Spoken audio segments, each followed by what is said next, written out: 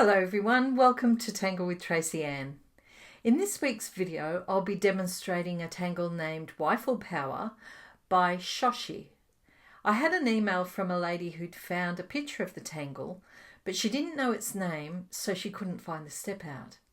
I'll show you today exactly how I found that step out, and then what I came up with when I was experimenting.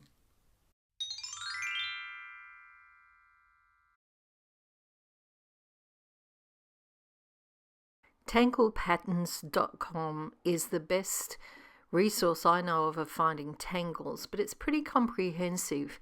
They do have this handy tangle guide that you do pay for, but it's really worth it. So when you get into it, you can see all the tangles in little squares, and so it's easy to identify one if you don't know the name of it. Once you find the tangle that you're looking for, you click on it and it will take you back to the correct page on that Tangle Patterns website. So if you scroll down, you'll find a link to the tangle step out, or there might even be the tangle step out on that web page. On this case, there's a link. So I'll press the link and it will take me to Shoshi's website. And if I scroll down, there's the step out. You can see that this tangle looks very similar to Huggins, except it forms a Y kind of a shape, where Huggins is like more square. And you can see I've shaded where these sections overlap on both of the tangles. So they're the basic tangles. The difference between the two tangles is the way we set up the grid. You can see I'm drawing pairs of dots. So each second pair goes down. So it's kind of dropping down in an alternate way. Once I've got this formation, I'll show the difference between this one and Huggins. In Huggins, it's a straight square grid, but instead of using dots, we use circles. When we join these circles in the pattern Huggins, we use the take off and land technique.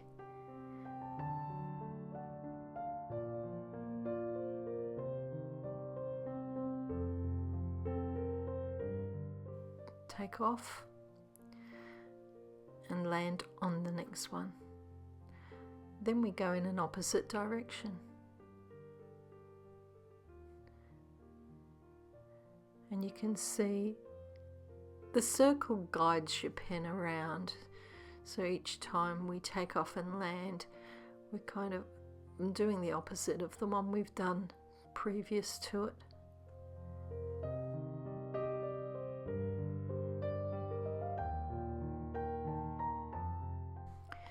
In the Tangle Y-ful Power, we're going to draw an arc over the two dots. So it's a little bit like a monobrow over two eyes. And for each pair of dots, I'm going exactly the same direction. Notice that my pen doesn't touch the dots. Once I've got the whole page filled with my little monobrows, I'm going to take my pen from that dot and join it to the end of the line underneath. So from the dot to the edge of the line, making it a little bit curved.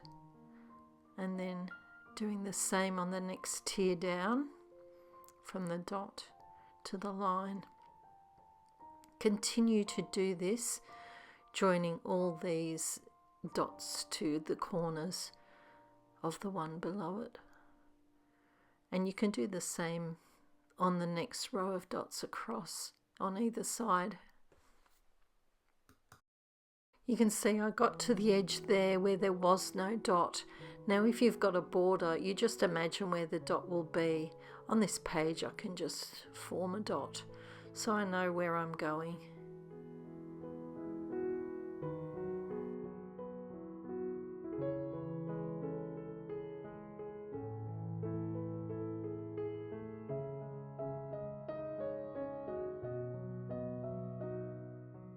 To finish these off, I'm going to extend those curved lines and it forms a little triangular shape.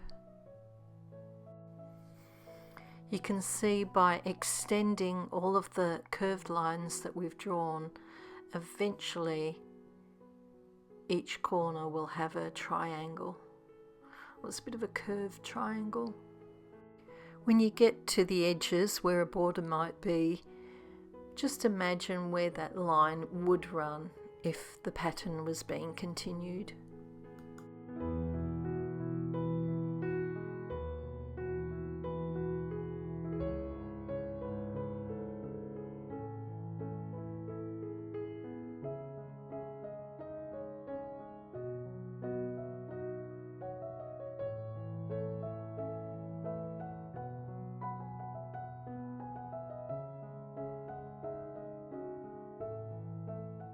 If you get to a spot where you've run out of dots and not quite sure where to go, just check out the overall pattern and follow what's below it, so you can just stop and think before you draw those curves. And I can just lay down a little bit of graphite where the patterns overlap, so it looks like it's kind of woven.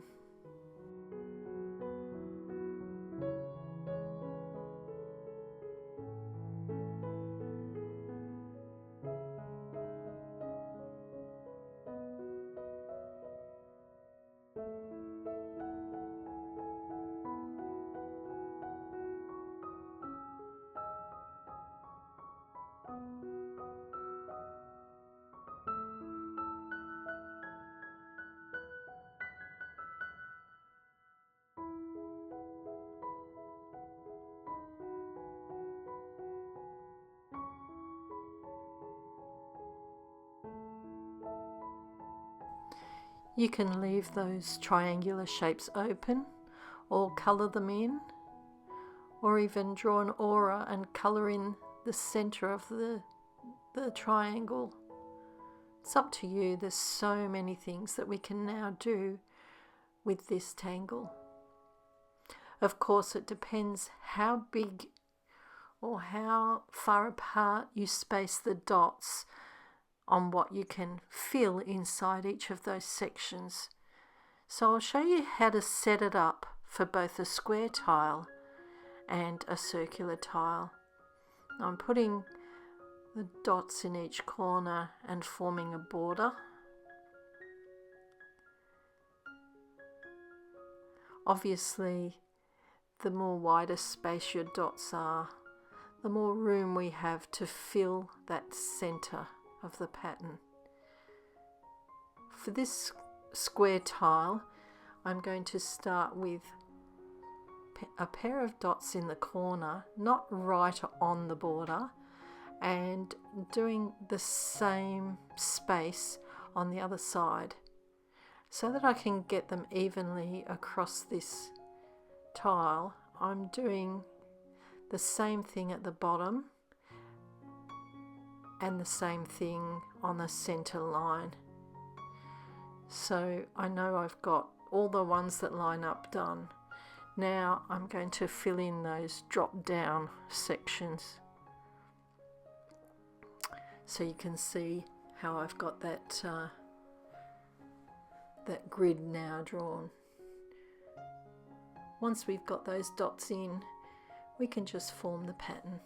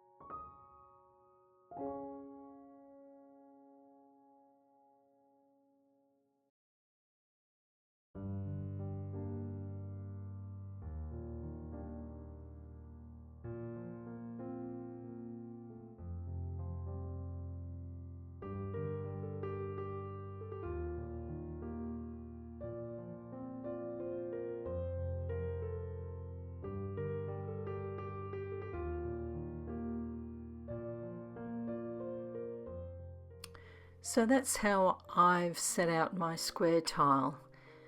I've now got a Zendala tile and I've already drawn a border. So at the top I'm going to draw 2 dots. Repeat those somewhere in that center and again down at the bottom. They don't have to be perfect, but just around about.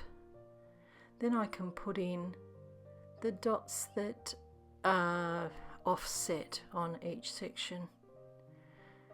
So you can see I've started in the center with my 2 dots on this circular tile, whereas on the square tile I did them on each edge. Now I've got my grid in, I can go ahead and draw in my pattern.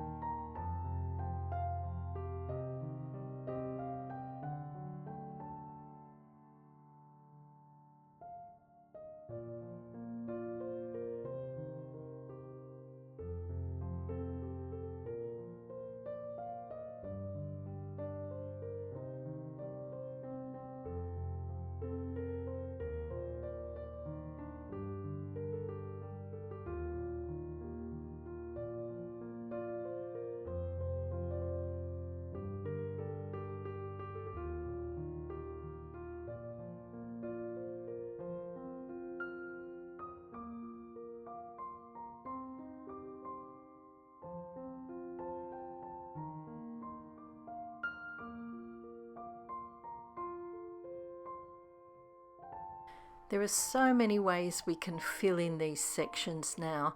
I'll just give you a few ideas. An easy thing to do is start with an aura.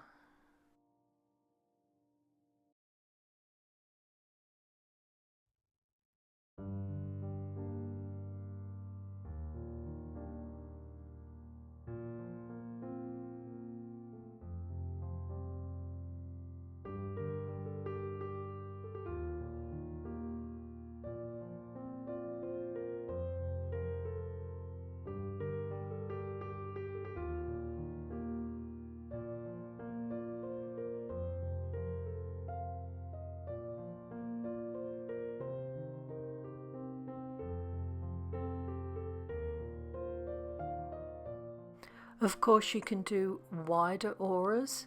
That's got a bit wonky, but I'll fix that up afterwards. Once you have these wider auras, you can fill them with any kind of ribbon tangle, and in this case I've chosen Ambler. It's got a bit of an Aztec-y feel to it. Of course there are no mistakes in Zentangle, so where I made that wobbly line, I'm now going in with a nice bold line and it covers it up.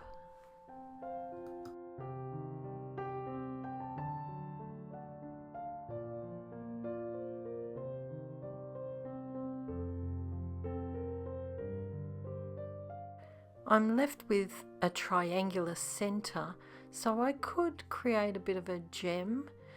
I did a bigger tile and I had more space, so I don't think it'll work on that one. And there you can see on a black tile I created those little gems in the centre. Of course you can do a tangle that is completely random, and I'm starting off, looks a little bit like crescent moon, and you could make it crescent moon if you like, but I'm just going to make these like flowers.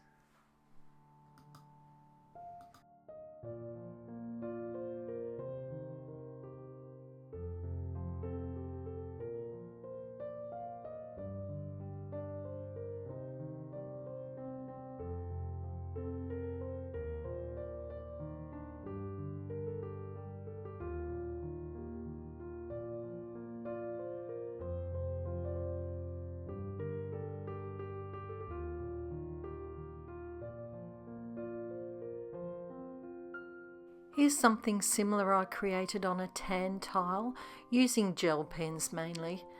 I didn't do any shading because of the gel pens and it looked a bit mucky. Okay, so now I'm going to fill some of these spaces with a triangle shaped tangle. So I'll go back to my little book and that looks triangular. So I'll click on that and find the step out. Open that up. Now I'll scroll down the page and there's the step out right there. I always find it's good to have a bit of a practice on a sketch pad before I start on my actual tile. So here's VZ. Start with a V and then stepping up. Oh, I've got a bit wonky there, but it's just a practice book, so that doesn't really matter so much. And in the center you fill it with kind of a tipple. Now I'm going to use 3 of these on the tile, and I'm using a micron 01, but I've chosen a green. So I'm going to put a V so that it opens up into one of those wide sections. And then I'm going to form the tangles. You can see the longer sections are pointing towards where it goes under the next shape.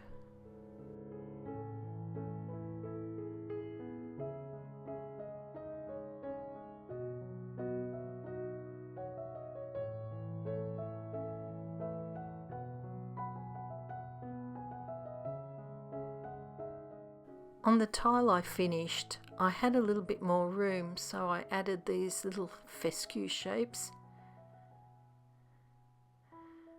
I'm running out of space on this one. So that's my finished one. And instead of using graphite to shade it, I chose 3 different coloured pencils, watercolour pencils. These are some colours that I think came from project packs from Zentangle. I'm starting with that mid blue, just laying down a little bit of colour at the edge, overlapping it with that lighter blue. I'm leaving the centre white and then going in with that purple, dark, pressing a little bit heavier on the edges. I'm going to use a water brush, so squeeze a little bit of water out, starting from that white section, work the water in and gradually go to that darker bit. If you get too much pigment on your brush, you can just wipe it off a little bit and then blend it so that it gradually goes into nothing in the center.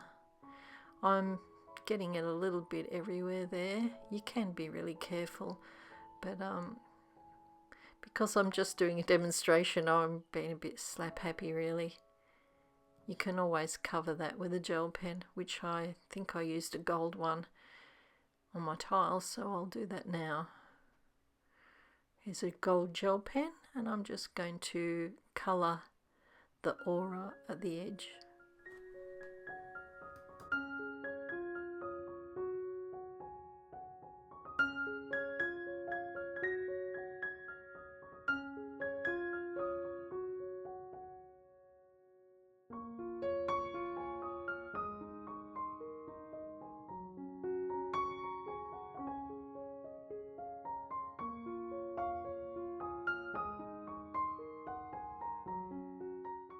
On my finished tile, I used one of these uni-ball eye pens, but a blue. Whoops, I didn't let my paint dry. So you can see what happens. It's all bleeding into the rest of my tile, into that watercolour. Never mind, we'll sort of try and fix that up down the track. This could be a day of, if this goes wrong, this is what you can do. Now I've chosen this I am Tangle by Emiko I can't pronounce that properly. And it's again triangular. So I found this in that booklet as well. Just a nice little flowing tangle. Just have a little practice. And you can see it forms that triangle. Here's one I did on a tan tile using white gel pen. And I added a little bit of white charcoal pencil. I don't have the same amount of space on this demonstration tile, but you get the idea. Each of those tendrils is pointing up to that section that goes underneath the next pattern. And as you can see in this one, I did an aura around that tangle and filled in the background with tipple. So I'll do that. I'll use black in this case.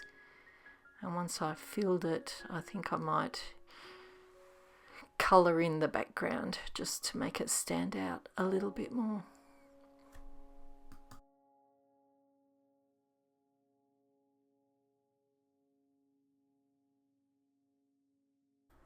As an afterthought, I might try and blend that bleeding pen into the paint, but I've left it a bit too long. Anyway, I'll come back to it again later. Oops,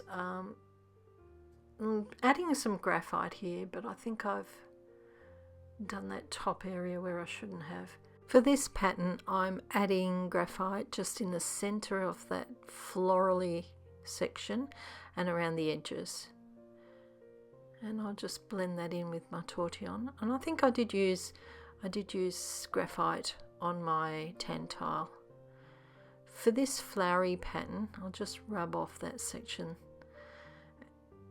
And I'm getting a little bit confused, so I'll just continue that pattern on these surrounding sections. Okay, now I'm going to add the graphite where the pattern overlaps. Just blend that in with the tortillion. You could add colour if you wanted to. When I did my full tile, I actually used a lot of gel pen, and it didn't look good to use graphite. It got really mucky, so I just left it without shading. I might just add a few things to this Aztec-y looking pattern. I've got far less room on this little section than I did on my Zendala tile. I used a black tile for my original one, and oh, there we go. That's dry, so I might just add a thicker line of blue. And there's another mistake fixed up.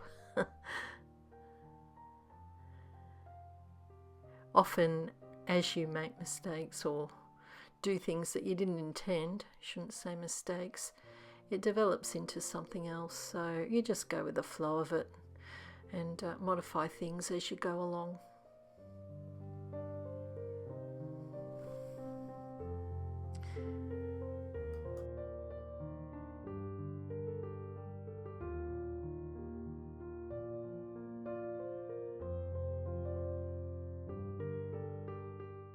On my black tile, I used some coloured pencils. These are normal coloured pencils, and I created a bit of a gem in the centre, and it's not really big enough on this one, so it looks a bit mucky in the centre where I've tried to add gel pen.